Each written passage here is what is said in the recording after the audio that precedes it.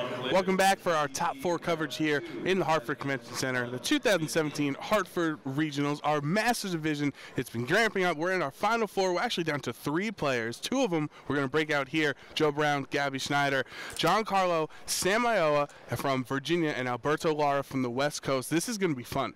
Yeah, you know, I don't know. We've been flying through matches this morning, and I think Alberto is ready to do a little bit of flying himself with that Salamence. That's a high five. I was thinking about that earlier, and I'm so glad I was the one to say it. I don't make puns often, but when they do, they're. But when you do. But back to Pokemon, you know, Alberto, part of the West Coast invasion here in Hartford this weekend. Jancario, really one of 2 trainers left standing to defend the East Coast, and it's honor, if you will. Right, and he's not, you know, it's not like he's that close. He's from Virginia, so I know one of his friends, Juwan Kim, supporting him on Twitter. Sun Dude, as he's known. Sun Dude. Praise the sun, right? Absolutely, very excited. We do see some of our players have some similar Pokemon, so I'm excited to get into this top 4 match. But yes, Jancario is the last East Coast player, or I guess Florida counts too, but that's even further south than. But we have no more Northeast players left, so it's going to be an invader taking home the title of Hartford Regional Champion.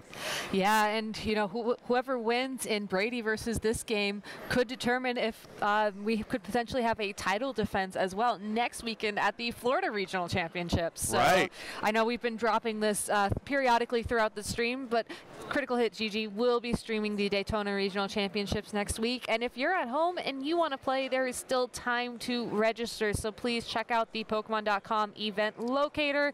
Go sign up. Go have fun. Let's have fun watching this match. We're going to be there. It's going to be a lot of fun. So, but let's talk about this game. Awesome. All right. So Jancario Samayoa has a pretty fun team that meshes really well together in Salamence, Metagross, Arcanine, Snorlax, Tapu Fini, and Tapu Koko. And Alberto, who we've seen on stream, just doing so well with that wonderful Salamence, Tapu Lele, Garchomp, Gengar, Celesteela, and Tapu Koko. Yeah, so Jancario using a few strategies we've seen throughout the weekend, having that Salamence and Metagross combination that have really taken off after the World Championships earlier this year, bringing fan favorites such as that Arcanine, Snorlax, Tapu Fini, and Tapu Koko to really do a good job of sort of rounding out his team and just giving himself a lot of playstyle options.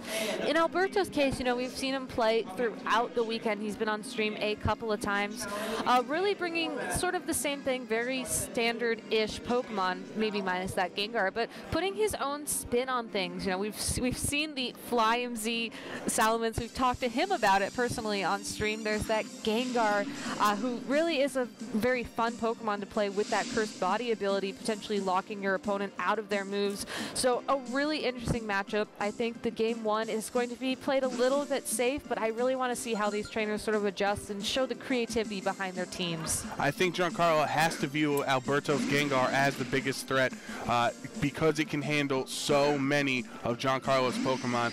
And Alberto Lara on the top of your screen opens with Tapu Koko and Tapu Lele, and Jancario on the bottom of your screen begins Tapu Koko and Arcanine.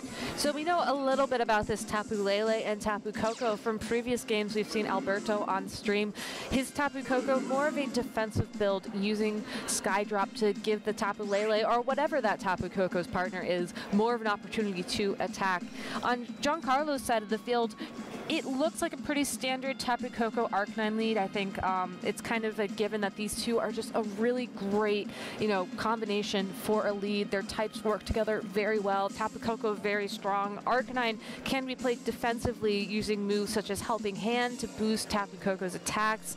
You know, Will-O-Wisp and Snarl to potentially weaken the Pokemon on the opposing side of the field, just giving yourself a lot of options. And that's the best way to go into game 1 of a top 4 match. You don't want to lock yourself into a telegraph strategy because then your opponent can just read you and make the right plays. And we do not have to see a potential speed tie with both players' Tapu Kokos as Jancario switches out his into Tapu Fini, which will set up the misty terrain on the field. Tapu Koko does go for a Skydrop onto Arcanine, so that's going to bring it up there. Arcanine's not going to be able to get an attack off this turn. Tapu Wow. Fini does a lot of damage without Psychic Terrain up, and Tapu Fini has a lot of special defense investment usually, so that's huge for Alberto. So if you think back to yesterday, you know, that Tapu Lele seems to be constantly doing so much damage to the Pokemon on the opposite side of the field, even without the boost from its terrain. I think it's safe to say that there might be something like a choice specs going on here.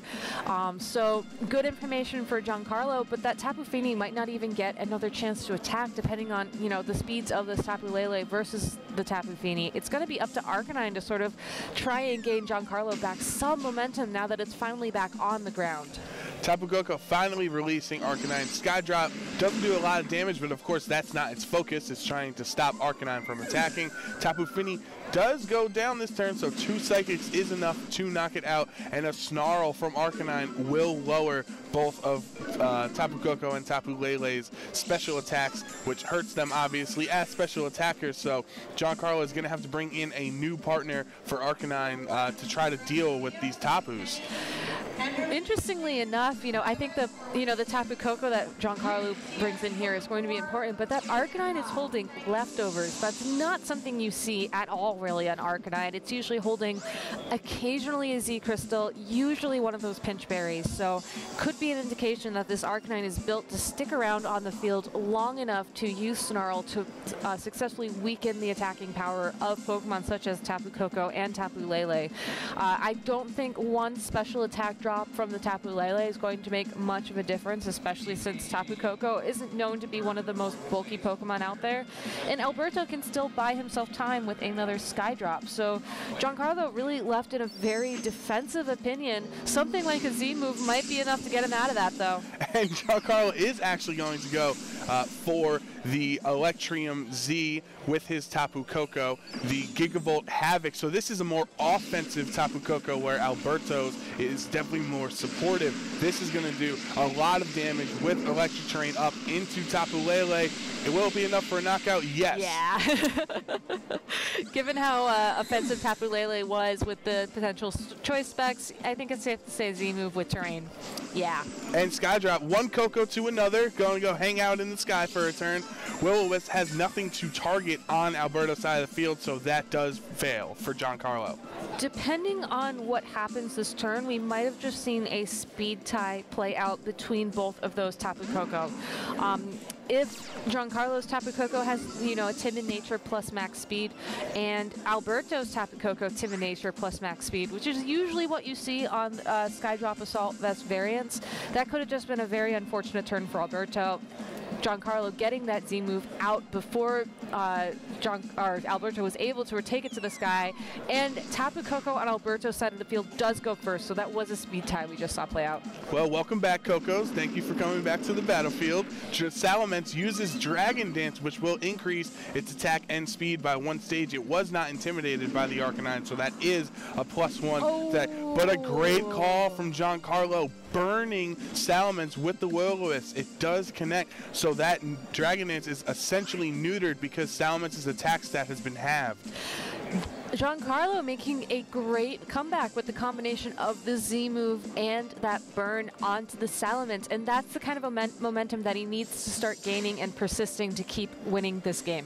Salamence protecting that turn. Dazzling Gleam going into it would be super effective, but not going to do any damage to Salamence this turn. Tapu Koko with the Assault Vest takes that very well, and the Nature's Madness from Alberto into Giancarlo's Tapu Koko will take down 50% of his HP. Flare Blitz onto Tapu Koko, brings it under 50%, but does not do too much damage there, and will regain some of its health from the leftovers. So as you were saying, Gabby, not an offensive Arcanine might have, might be hurting him a little bit.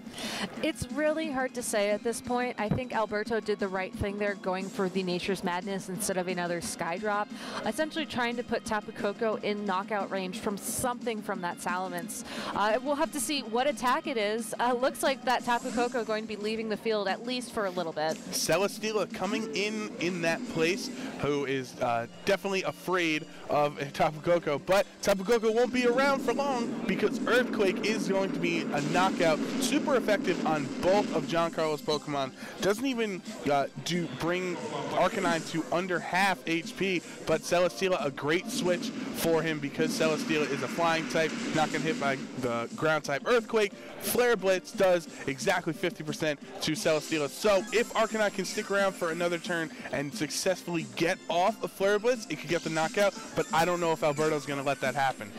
I don't think Alberto has to worry about it, to be honest with you. I think he did a great job. Again, the Nature's Madness and Earthquake combination getting the knockout on that Tapu Koko, but the Arcanine weakened itself with its own Flare Blitz into the Celesteela. So with the Intimidate from the Salamence that was just sent in, that Earthquake might not be enough for, again, getting that knockout on the Arcanine.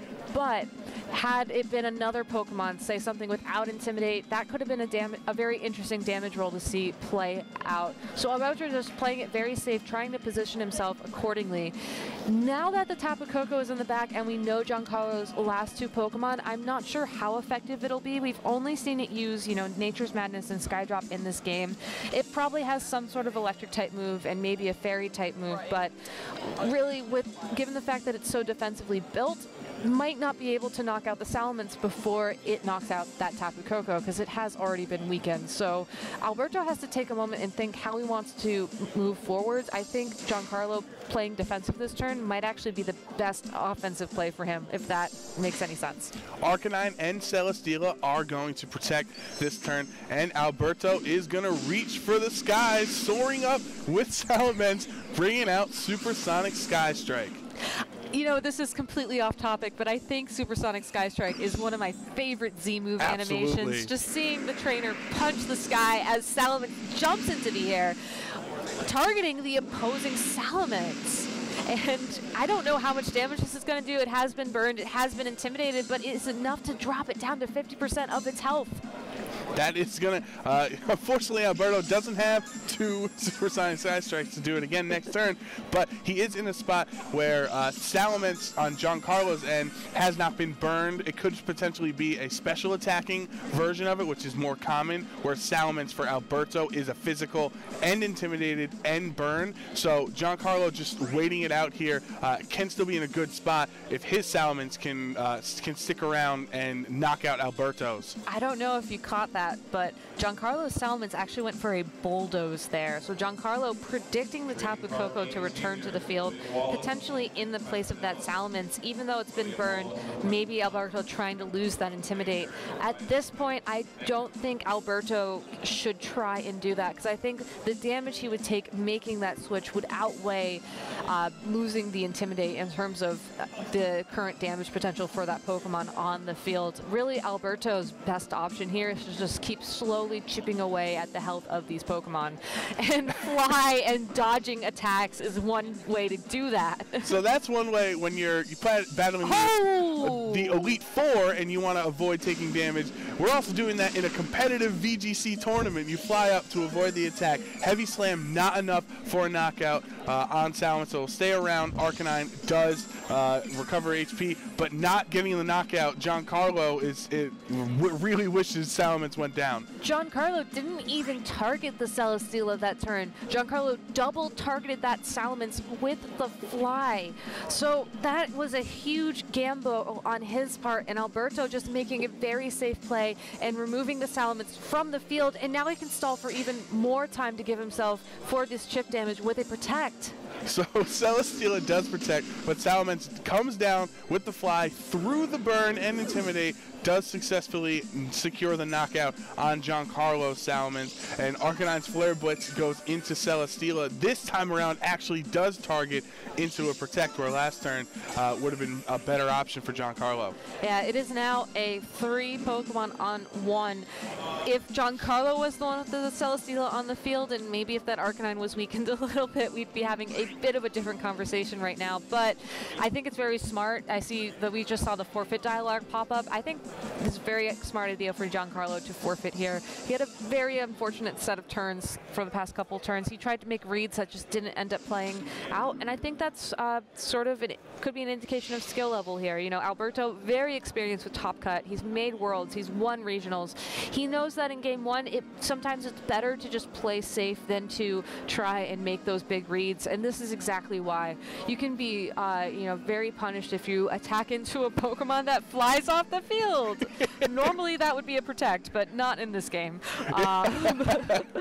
And going into Game 2, I would really like to see Giancarlo play a little bit more defensively to match sort of how Alberto approached the Game 1. Yeah, I definitely think he has to switch it up a little bit here. I think another adjustment for Giancarlo is to bring Snorlax this time around. When in doubt, break out Snorlax. He's down to his last game. He needs to win to force a Game 3. And depending on the mind games you can set up with Snorlax, if you are able to get him with his max attack as big of a threat as possible, it might be too late for Alberto to do anything after Snorlax is set up. So I think that's an adjustment Giancarlo can make for Game 2. He has to be very careful about how he plays that Snorlax, though, because of the Tapu Koko on Alberto's side of the field. Nature's Madness is such a cool move because it can, you know, cut your opposing Pokemon's health in half. So for Snorlax, a Pokemon that's usually very powerful and very bulky, that's a guaranteed, you know, 50% of the remaining health. That can guarantee, you know, activate the Pinch Berry if Snorlax hasn't activated it yet, and, you know, potentially punish a move like Belly Drum, or even just, you know, sort of clear the way to have that Tapu Lele come in with the terrain, with the choice specs, and use Psychic and get a knockout. So even though Snorlax would be great, I think, for Giancarlo, he has to be very careful about how he plays it. I don't think we'll be seeing it as a lead. If anything, it'll probably be one of the last Pokemon that he reveals. And Giancarlo might want to make the adjustment and leave Tapu Koko out of this match so he does not have to worry about the potential speed ties as we saw with Alberto in Game 1. But Game 2, Masters Top 4, Jancario Samayoa versus Alberto Lara here at the Hartford Regionals. Alberto, his lead is Tapu Koko and Tapu Lele, and Giancarlo does make an adjustment by starting with Salamence and Metagross. Metamence, which is a great combination. Metamence. Try to say that 3 times fast. A great adjustment by Giancarlo here. Metagross resisting the attacks that Tapu Lele brings, you know, most commonly that Psychic, the Fairy type move. It can get moves like maybe a Hidden Power Fire or something to super effectively hit Metagross, but that's not very common to see. Metagross also not having to worry as much about the Tapu Koko in this matchup as well. So Giancarlo, I think a Bulldoze from the Salamence to activate the weakness policy is a very powerful play for him, even though it may be the most obvious play for him. But allowing that Metagross, if it's carrying the weakness policy, to activate that and then use the terrain to its advantage with a move like Zen Headbutt will be huge. Maybe get him a couple of knockouts, maybe even get that Tapu Koko off the field so that he can switch around a little bit easier going into the rest of this game. Yeah, Alberto is going to take Tapu Lele into the back. Incoming Celesteela, who can definitely handle a hit more often than Tapu Lele can. Both of them protect, though. Both Salamence, or excuse me, Metagross and Metagross protects. There we go. We got that out of the way. Tapu Koko is hit with the Bulldoze, so his speed has now been lowered. I don't know if Giancarlo was expecting Celesteela to come in, because as a flying type, Bulldoze might not have been the best option with Celesteela there. I think the play that Giancarlo was trying to make was lower the speed of the Tapu Lele, so great switch from Alberto, and we're going straight into turn 2. Right. Nature's Madness brings Metagross down to 50% of its HP, and a Bulldoze actually gonna hit its own Metagross. Critical hitting. Shout out to us, his own Metagross, which with the weakness policy will increase its attack and special attack. But if Celesteela goes for an attack there, Metagross might go down. Meteor Mash does connect and successfully knocks out Tapu Koko. Celesteela with Leech Seed, not Flamethrower. Leech Seed onto Metagross, which will start taking away that health, but it could have been even better if Celesteela did go for an attack on Metagross. It could have been better, but I don't think it has to be better. So Metagross now, you know that after one turn of Leech Seed, it will be knocked out if I just did the math in my head correctly. So with the Psychic Terrain currently on the field, as long as Alberto can send in something faster or something that can protect than that Metagross, there's nothing really for Alberto to worry about. Giancarlo could send in something to get rid of the terrain, maybe get one last attack in, but it's just a really unfortunate position because he's basically forced to give up the Metagross this turn, and it's up to him to decide if it would be better for him to, get one last attack in from that Metagross or just let it get knocked out, maybe get an attack in depending on how Alberto is going to play out this turn. Celesteela, happy to set up more Leech Seeds here. I think we've seen Alberto use this kind of Celesteela in the past at the Regional Championships. Happy to set it up from turn one with those Leech Seeds and just slowly start stalling out this game. It's a great win condition provided you can support it well and provided your opponent doesn't have any obvious counters to it on the team. And even though we saw the Tapu Koko in the Arcanine last game, I think it was a great read from him to bring it now and start playing it this way early. Alberto breaking it out one more time. Pierce the heavens, Salamence. Bring the supersonic Sky Strike. The question is, who will he target? Probably not the opposing Metagross because it's probably going to get knocked out from the Leech Seed. So it is a Salamence on Salamence fight in the skies. One hit knockout there. So at the end of the turn, Giancarlo is going to lose both of his Pokemon. Celesteela's substitute sits behind it, so it's not even going to take any damage from a Meteor Mash, but that goes into the substitute. It could be, is it enough? Yes, it is enough to break the substitute, but that was great because Celesteela only lost 25% of its HP, and depending on how Leech Seed works here, Metagross is going to go down, and he does. Yes. So Giancarlo losing both Pokemon on one turn. Yeah, in game one, we saw that Salamence do about 50% of damage when it was burned, when it was intimidated to Giancarlo's Salamence. That was I don't want to say it was a guaranteed knockout, but it was a good play to make. Like, even if you would have missed it, it would have only been by a couple of health points, at which point you could have gone the next turn and picked up that knockout. Arcanine and Tapu Koko out on the field as Giancarlo's last two Pokemon. Maybe not the combination that Celesteela wants to see right now, but it has so much health, and Alberto free to switch around as much as he pleases this turn to give that Celesteela an advantage moving forwards. Honestly, I would expect the Celesteela to protect and that Salamence to go straight for the Earthquake this turn because Alberto has nothing to lose. He just has to start dealing damage to Giancarlo, slowly whittle down the health so that even if it does get to a 2-on-1 or 1-on-1 situation a few turns from now, Alberto will have the upper hand. Right, I think Alberto is in such a safe position here that even though his attack is not as high as it could be, it'll still do enough damage, and both Arcanine and Tapu Koko are weak to the Earthquake. But Giancarlo, one last stand, breaking out the Gigavolt Havoc, hoping that it will do enough damage. Gigavolt Havoc going to target down the Salamence.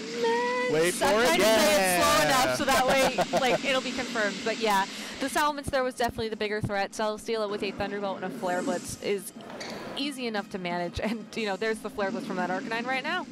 Yep, that's going to be super effective on Celesteela, doing a lot of damage, bringing it down into the red. Arcanine going to take some recoil damage there, but it is that bulky leftovers version of that Giancarlo is running. Heavy Slam doesn't even do 50% of Tapu Koko's HP there, so Giancarlo has two relatively healthy Pokemon on the field against Celesteela, who is threatened by both of Giancarlo's Pokemon, and then Giancarlo is very happy about that. I'm a little bit confused as to why we didn't see a Leech Seed from Alberto that turn.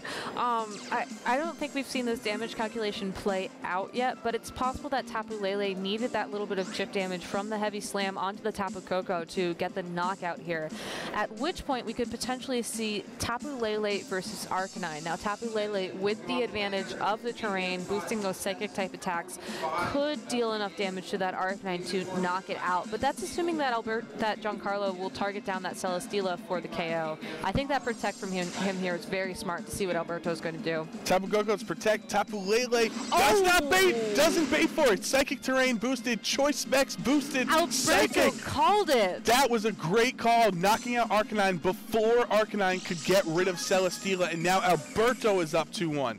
Yeah, Alberto, great read there. The protect on the Tapu Koko was it was either going to be the Tapu Koko protecting or I think that Arcanine protecting. And if Alberto guessed right, it would be down to this 2-versus-1 situation where it doesn't matter that Celesteela could be knocked out by one hit. This Tapu Koko will move first. It has one Thunderbolt here to try and maybe paralyze that Tapu Lele or do something, but it's not enough. Yep, he does not get the paralysis. Tapu Koko will go down from that Psychic. Alberto wins 2-0 and will move on to the finals of the Hartford Regional Championships.